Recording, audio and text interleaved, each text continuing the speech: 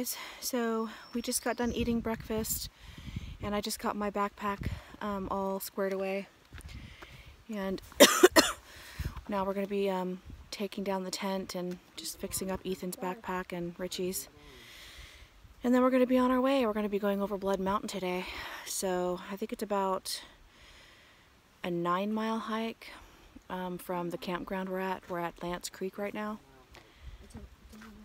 And we're gonna go to Neil's Gap today. I need to do a food resupply, and I want to send my electronics home that I don't need. Okay, so we stopped for a minute so that the kids could put on sunblock. Richie found himself another stick to use for a walking stick. You found it, actually. Well, I pointed the way to the sticks. Yeah. Ethan, I already put sunblock on Ethan. I don't want them to get sunburned. Richie got a little bit sunburned yesterday. Yeah. He was wearing a tank top, and I didn't put sunblock on that much. We put it on once, and he should have put it on more. But he's not as bad as it would have been if I didn't put it on at all. Yeah, but my kids have rarely ever been sunburned, so I'm proud of that. And I plan to keep it that way. Okay, guys, so we haven't hit Blood Mountain yet. We're still on the mountain in or near Lance Creek campground. I don't even know what the mountain is called. I'll try to find out, but I can't promise I'm going to find out. This morning my muscles are pretty tired in my legs, but they're getting a little stronger. I drank some more water. I have to make sure I drink enough water. I tend not to drink enough, and especially when it's cold. Little snack break. We're completely out of water. We need to go find a water source, which is about between 1 to 2 miles away. And the boys found a pretty feather. I don't want them to pick it up though, because it could have like diseases or something on it. That's what I was taught. I'm pretty sure feathers. That was a myth. I'm pretty sure. sure. No, because birds have like parasites and stuff. I'm pretty sure feathers don't live, Mom. I know, but parasites do. But how can Then parasites? again, we are in the Appalachian Trail, and like they're gonna be everywhere. True. All right, so we better just keep going now. No more breaks till we get to the water source. We need to get water. We're gonna eat lunch there. Okay, let's go. On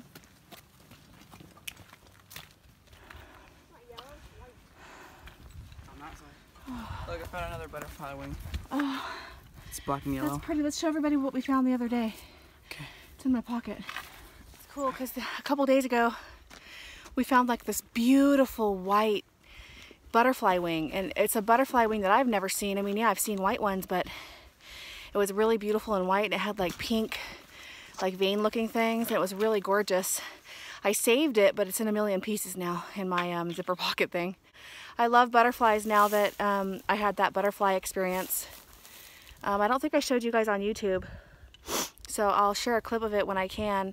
But if you want to see it, go to my Our Travel Cats Family Facebook like page, and it'll be one of the videos on there. And a whole bunch of butterflies were landing on me, swarming at me for like days, like every day for a while. So we arrived at 5 more miles till Neil's Gap. We got a water source.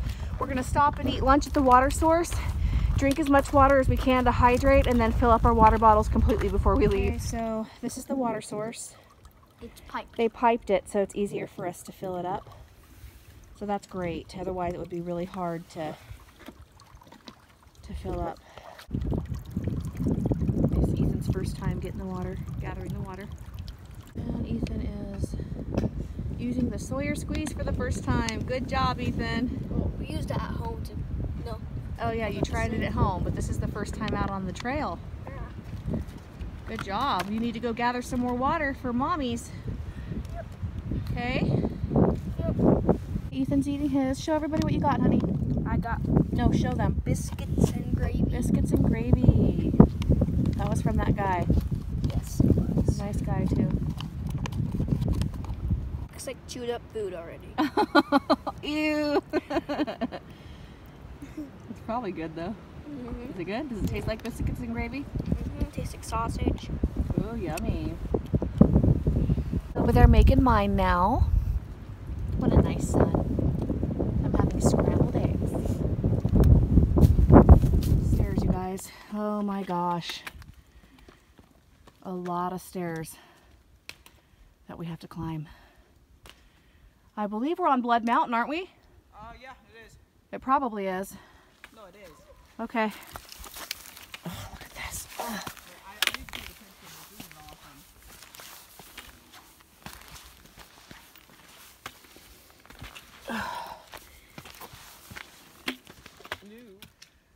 So we are climbing up Blood Mountain still. It's a difficult mountain because of all the stairs. They have a lot of stairs. Yes, they do. But it's easier than I thought it was going to be. Yeah, it's a lot easier than I thought it was going to be. I was absolutely dreading it. I was like, oh my gosh, I mean, I knew I wasn't going to quit or anything, but I was dreading it. I mean, the name Blood Mountain, it's like, you know, the kids and I are going to look up why it's called Blood Mountain when we get to where we're going, but Richie typically is in the front and Ethan in the middle, and I like to be in the end, not only because I'm slowest, but because I like to see my children, you know. I don't want to not watch them and then one of them just disappears. Some bobcat drag them off or something, or get lost or something. But it's a gorgeous trail. It's beautiful. The hardest part are the stairs. My knee is starting to feel better. It actually stopped hurting after the 2-night rest in those cabins. It's just now starting to feel sensitive again. I could feel sensitivity to it, but it doesn't hurt. But I can tell that if I'm not careful, then it's a possibility it might start hurting again. Look at this beautiful area of the trail. Oh, it's so beautiful. Oh, I think we're almost at the top. Hello. How are you guys? Good. How y'all doing? Good. Surviving. That'll work.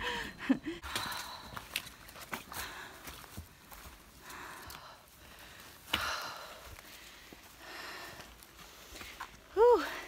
Sure getting a good workout. We're all sure getting a good workout.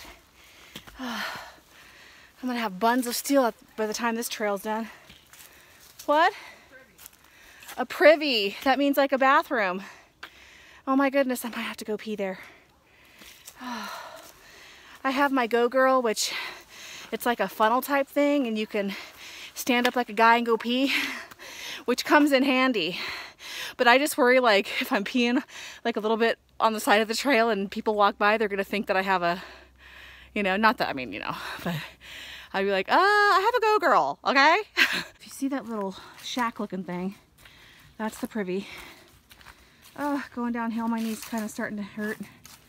Anyway, so it's like a little bathroom out in the middle of nowhere. Usually they're near shelters and stuff, but we're not able to sleep at the shelter anywhere nearby, even if there is one. But I'm going to show you what a privy looks like. Whoa, this wood feels like it's going to fall through. Anyway, beautiful view. And, oh gosh. So dirty and gross. There's a privy. Ew! Please do not put trash in toilet. Okay. I am not gonna pee in this privy. I'm sorry, but it's not gonna happen. Why? It's the dirtiest privy I've ever seen. Really? I'd rather squat in the nature or use my Go Girl. We're at Blood Mountain Shelter, Chattahoochee National Forest. Now, we're not allowed to stay here because we don't have a hard shell canister bear bag or whatever, or canister. Due to safety concerns of repeated bear-human conflicts, Chattahoochee National Forest has issued a new seasonal regulation requiring anyone camping overnight on or near a section of the Appalachian Trail from Jared Gap to Neal's Gap to use a bear-resistant canister to store all food, garbage, and toiletries. Ethan's gonna sign the shelter book. Okay. We're not gonna stay here, but we're still gonna sign it because we passed through. We've not signed a shelter book yet. Nope. Even the shelter we stayed at in Stower Creek, we forgot to sign. Okay, we made it. We climbed the top of this rock. Look at that beautiful view, you guys. Look at that view. Where we are up on the rocks above the shelter.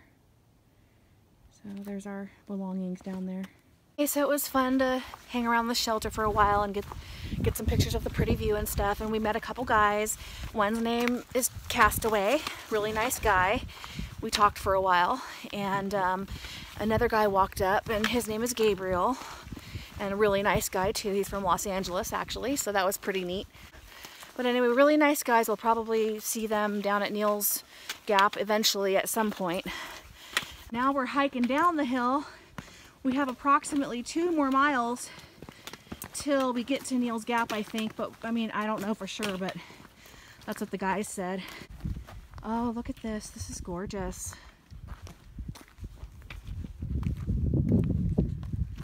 Look at that.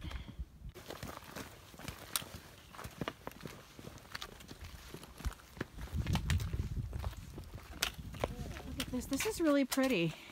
It's like a really thin rock path. That's really pretty. Pretty, huh, guys? Yep. Yeah. Like me. Funny, Ethan.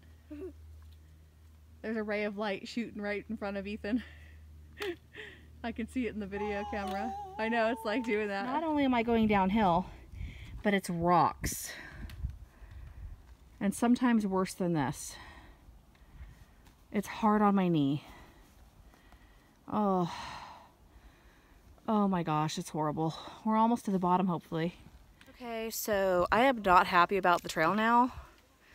This downhill off of Blood Mountain is hurting my knee.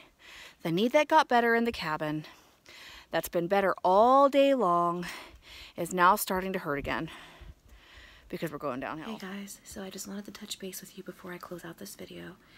The boys and I started walking down Blood Mountain, and my knee started hurting again, the right knee, every time I went downhill, and it started hurting much more than it did before on the outer right side of the kneecap. And I was in a lot of pain, and I had to be really careful how I stepped and everything. There came a point in the mountain where there were these big cliff type rocks where it was not like a normal step, not even like a normal big step. It was like cliff rock, but you had to hike down it, you know? And my leg was hurting so bad that even to lift up my leg to try to go down it, the pain was a little bit, you know, it was excruciating a little bit. And I was like, oh no. And Richie was already down with Ethan. And so I was kind of concerned. I was telling Richie, I don't know what we're going to do. Like, if my knee continues to be this way, you know, to act up like this, I'm worried that we're not going to be able to finish the trail, because I know that we're going to be climbing up and down mountains. I mean, in Pennsylvania, there's so many rocks. I heard that, I mean, it could be, you know, really hard.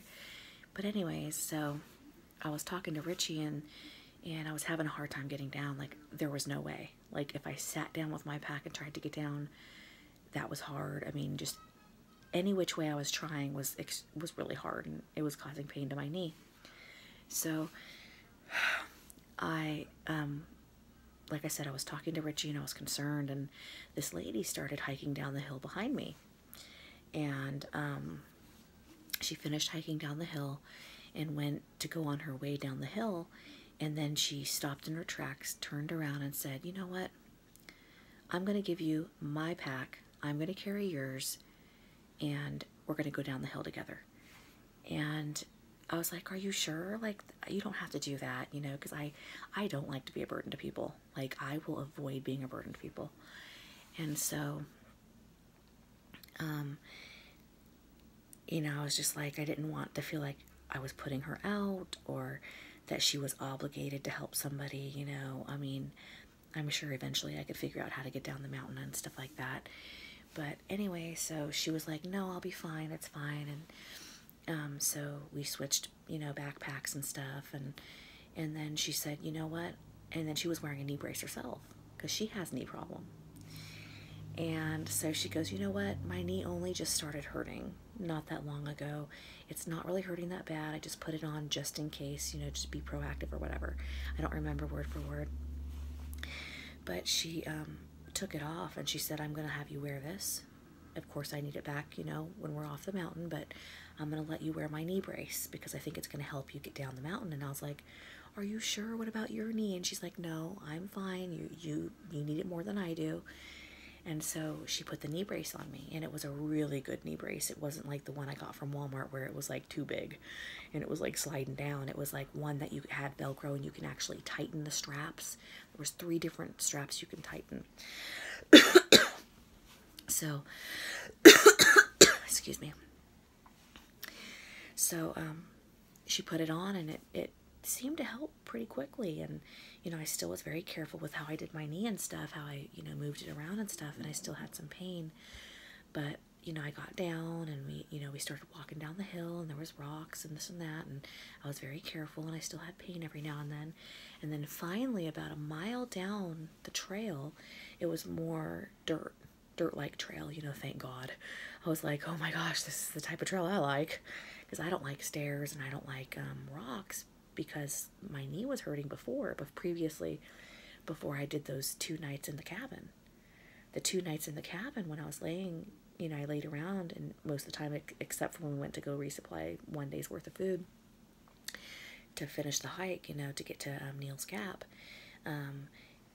it seemed to fix the problem with my knee. I thought, well, it must have been some sort of inflammation, and me, you know, resting my leg and this and that, you know, must have brought the inflammation down, you know.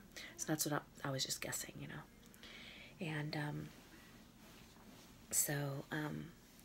anyway, long story short, we're walking down the path, and all of a sudden, this guy starts hiking up the path, and he said something to her. I don't know. She was like a little bit further ahead than me, and I don't hear the best sometimes. So I guess he was looking for me and the kids. And I was like in my mind thinking, well, who would be looking for us? Because nobody, you know, I don't know who would be looking for us. And so she was like, and I was like, oh, I know who he is. He's the guy that was camping with his 17-year-old son at the unofficial campground before we went on Justice Mountain, I think it was. I'm not sure which mountain we went on, but there was an unofficial campground after Sassafras Mountain, I believe it was. I think, if I'm remembering correctly. I might not be remembering correctly, so don't, you know. But anyway, so they were there, and that's where we met, you know, me and the boys met him, and our friend David as well, you know, that we were hiking with, which we're not hiking with anymore because he moved on. He took like a Nero or a Zero. I don't know what he took, but so he's probably either behind us hiking or ahead of us hiking. We don't know. But people typically will meet up with people they've met throughout, on and off throughout the hikes. But anyway, that's another story. Anyway, so she gave him my backpack. He carried that, and she took her backpack from me, and I continued to wear her brace, and we finished the trail. And when we got off the trail, we crossed the road, and it was another mile. It was another mile when he came and hiked up and found us before we even got to the road. Sorry if you hear snoring, it's Richie snoring. He's sleeping right there. And he's snoring, and Ethan is right here. Anyway, so we get to the area, you know, across the street, where there's this store and stuff like that, and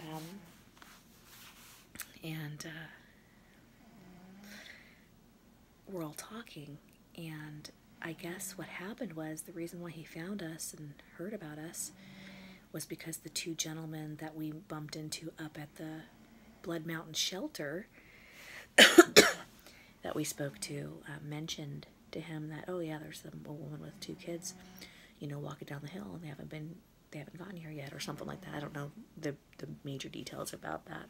So he knew that it was us, most likely, so he came hiking back up there to find us, because he knew it was getting dark soon, and that there was nowhere to camp, that there's no campgrounds, there's no anything, and everything was full, like the hostels were full, like everything was full, so there was nowhere to go. And so he wanted to make sure that we were okay and stuff, so he was like, you guys are welcome to stay in the extra bedroom in our cabin. We rented a cabin for the night, so of course I'm going to take him up on that. And so me and the boys, you know, said yes and this and that. And the lady who helped me, you know, I gave her the knee brace back.